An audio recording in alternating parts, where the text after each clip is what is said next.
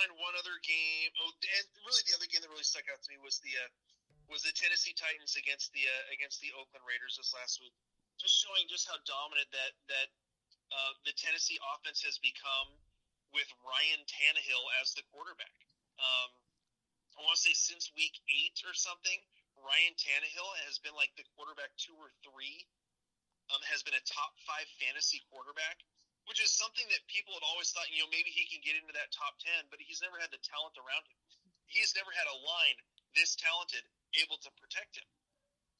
He's never had a running back who can run so well and create yards on his own, where it forces the defense to play up and allows an area for Ryan Tannehill to throw to his wide receivers. So this has been a revelation in terms of, yes, Ryan Tannehill actually is talented when he's provided the talent to throw to and to work with.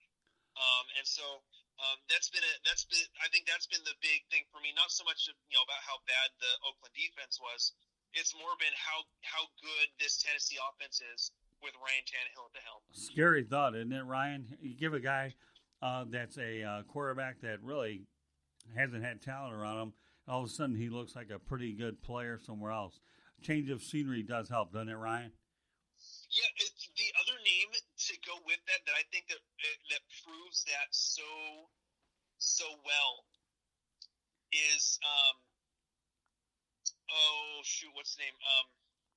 Alex Smith. Right. Going from San Francisco, getting drafted number 1 overall on a San Francisco team that was just bad for years and years and years and years. Not a whole lot of talent around him.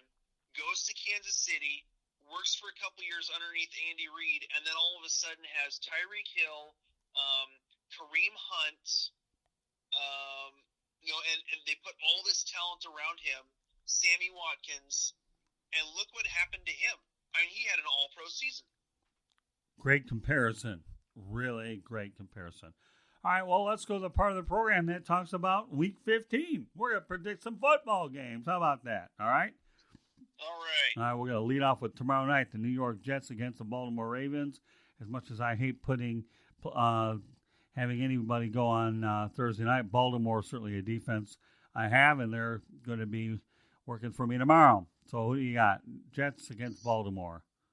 Yeah, Baltimore's going to win this one, and I don't think it's going to be anywhere close. Really, I think, again, being a home game for Baltimore, even with Lamar Jackson dealing with the quad injury, they make it up fast so that they can just take him out and put in Robert Griffin III.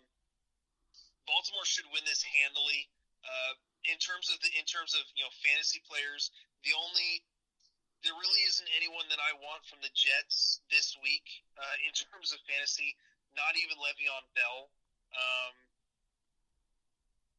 This Baltimore defense is so good, and their offense is so good. I mean, obviously you're going to start Lamar Jackson. I think Mark Ingram should be in for a good game, and Marquise Brown should be in for a solid game as well, and hopefully a little bit of a bounce back for Mark Andrews. So honestly, I think Baltimore wins this one. I'm going to be conservative and say 35-10. Okay, well, I'll go Baltimore as well, but I'll go 33-13. Okay. Hoping that their defense does even better than that. All right, let's go to a game that I, many years ago, had a big vested interest in, and that being the Tampa Bay Buccaneers, former divisional rival of the Lions. So Tampa goes into this contest 6-7, Detroit 3-9-1. Yeah, I have Jameis Winston, and he's been dealing with an injury. It's what happened was in the game last week, he injured. I want to say it looked like a small fracture in his hand. He has been practicing this week. He practiced today without a football. I think they're just trying to protect the hand as much as possible. For a little while, I want to say at halftime, they took him out for a little while because he was having trouble gripping the ball. Managed to come back in. Had a massive game. Just looking at his game log, I want to say, he threw for 456 yards, 4 touchdowns. Now, of course, he threw 3 interceptions, but what else can you expect, honestly, from Winston? Just in general, that's kind of the way he goes. Chris Godwin obviously is going to be a huge factor in the passing game. Rashad Perriman's going to get a little bit of a step up. And like the guy I mentioned earlier, Justin Watson should get a little bit of a step up. The defense, or the going back to the Lions, the Tampa Bay defense has been horrible and gives up just a ton of yards passing. And so, Blau may be in for a semi decent game. Kenny Golladay should be up for a solid amount of fantasy points, and Danny Amendola as well. So, I'm not honestly. I don't think that Bo Scarborough is going to do much against this Tampa Bay front seven, who's been one of the best at stopping the run. They just can't stop the pass. So, I think that Tampa Bay still probably wins this one in what could be a shootout, honestly. But I'm going to say that Tampa Bay probably wins this one, let's say 31-27. All right, I'll give it to the Buccaneers too, but 28-20. All right, so let's go on to a game very in these parts, which is big. Wisconsin, you got the Bears against the Packers. Well, the Bears showed that they have some fight left in them with last week's Thursday Night Football game. I don't know how much fight they've got left in them. Their defense has been back and forth, played okay. Really, it all depends on, for the most part, can this offense sustain any consistency? It seems like they're finally able to get some blocking for David Montgomery. Montgomery this year has been a little bit of a disappointment in terms of fantasy production for the most part, and really part of that's because their offensive line has not been very good. I mean, you consider how well they were blocking last year. You had Tariq Cohen playing a great amount of football and just really playing very well. And he was with Jordan Howard, and Jordan Howard really just wasn't utilized very much. But when he was, ran the ball very well. The offensive line has actually been graded lower by Pro Football Focus this year than they were last year. So the offensive line has not been getting the job done, making it harder for David Montgomery to get any yards. I still think that he could have an okay game. I still think that Aaron Jones on the other side of the ball is going to be in a lot better shape for a decent game, as well as Jamal Williams. I really think that Jones and Williams combined should outperform Montgomery and Cohen. As far as the wide receivers go, Allen Robinson has been phenomenal this year. Over 26 games over the last 2 years, he's put up like 1,600 yards, and I want to say 11 touchdowns. Really having a great little bit of a revival after coming off the ACL injury a couple years ago. So I think that in this game, I still think that Green Bay is the team to go with.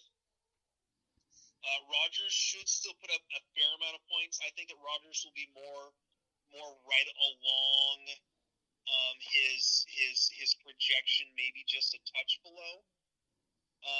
And so I still think that Green Bay wins this one, but I think it could be a little close. So I'm going to say 17-14 Green Bay. No kidding.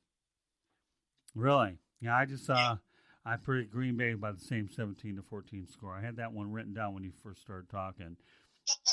I did. It's a field goal game, and the only reason it's a field goal game in Lambeau, I think the Green Bay Packers running attack is the key to watch for in this contest. I really do. Whatever Rodgers gets, he gets. But our Packers have proven all year long that they've actually become more of a balanced offense, and they're carrying the rock a lot more. So, yeah, I'm with you, even on the score 17-14.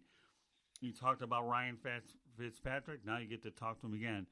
Got the Miami Dolphins against the New York Giants. I'm wondering whether is Eli Manning going to be playing in this one? It looks like Eli Manning will probably be playing in this one. Daniel Jones is out of the boot. I saw that notification this morning. He is not in the boot. He is walking around. I don't know how much stress they want to put on that foot right away. They may just leave him out for one more week and have him play a couple of games, and have him play the last couple games instead, and maybe leave this one for Eli Manning. It's an okay matchup for Eli Manning if you look at how he played the other night. it wasn't terrible. It was he actually, in terms of playing according to to his his projection, was right along his projection numbers. So really, he should. I think if Manning plays, he should be okay. So I'm not too worried about Manning in terms of this game. Saquon Barkley has been a massive disappointment this year. And really, I think part of that's the offensive line is just terrible. There's no other way to put it. The offensive line for the Giants is trash. An absolute dumpster fire. And because of that, it has been very hard I think last year, Barkley was fully healthy, and I think was really on that freshman high, that rookie high, just everything out, complete adrenaline playing, and just, rolling over everyone. This year, he's been dealing with some injuries, some nagging stuff with his, with the foot. A lot of people think that he came back, was it from the sprained MCL or whatever it was earlier in the season, but he came back from that way too early. Or was it a sprained ACL? It was a high ankle sprain. That's what it was, high ankle sprain. Think that he came back from that too early. So it'll be interesting to see kind of what he is able to do. Darius Slayton has been a bit of a revelation for this New York Giants passing game. And so I think that he provides the most value in terms of the wide receivers for the New York Giants. Devontae Parker, I think, is still the wide receiver to own for Miami. Patrick Laird should provide a lot of value against the Giants. And Ryan Fitzpatrick, I really think, puts up a decent game here. And like I said, this week he will not lose you your matchup in fantasy football. I think that he should at least provide about his projection. He could very well go over it. He could, again, this Giants defense has not been great. So he could throw for, 350 yards and 4 TDs. I think he'll be more around 275 to 300 and maybe 2 touchdowns. And maybe a fumble, maybe an interception.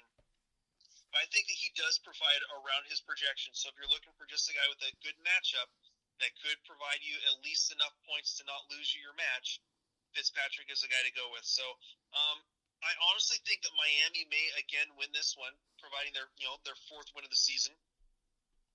And so I'm going to go with Miami in this one. Let's say 24-17. I'm going with Dolphins too, but I got them going 21-17. Okay. Yeah, I guess the only thing that surprised me about the Miami Dolphins season is that Josh Rosen hasn't played very much at all. So it makes you kind of wonder a little bit about what lies ahead for Rosen, but that'll be for another day. Yep. The game we alluded to earlier, now we'll go into more depth. Jacksonville on the road against Oakland, and the final game ever at the Oakland Coliseum. I was fortunate many years ago to have seen a game there. Unfortunately, the Jaguars are on a 5-game losing streak, all of which are double digits. Doug Marrone, it appears, will probably be gone as coach at the end of the year. So, it doesn't look good for the Jaguars. That 45-10 loss to the Chargers, nobody saw that one coming. As flat as they played, things are in rough shape over there. So, who do you have? Looking at the Jacksonville Jaguars, like I said, this is a good matchup for Gardner Minshew, just because the Oakland secondary has been awful. The run defense overall hasn't been great. So Leonard Fournette should be in for a decent game as well. He's going to be a must start. In terms of the offense for the Jags, DJ Chark missed practice today. Did not practice. He's still seen he was seen in a walking boot on Monday.